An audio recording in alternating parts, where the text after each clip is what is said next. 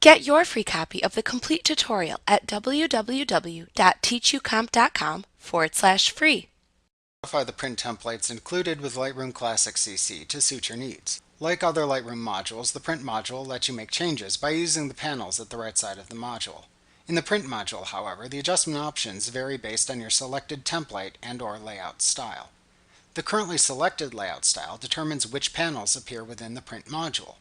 For example, the Cells panel only appears in the print module when you apply a picture package or custom package template.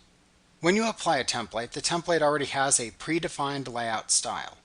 Alternatively, to manually apply a layout style, you can click to select either Single Image Contact Sheet, Picture Package, or Custom Package from the Layout Style panel to apply a default layout of the selected layout style to the image preview area, which you can then customize. Like what you see? Pick up your free copy of the complete tutorial at www.teachucomp.com/free.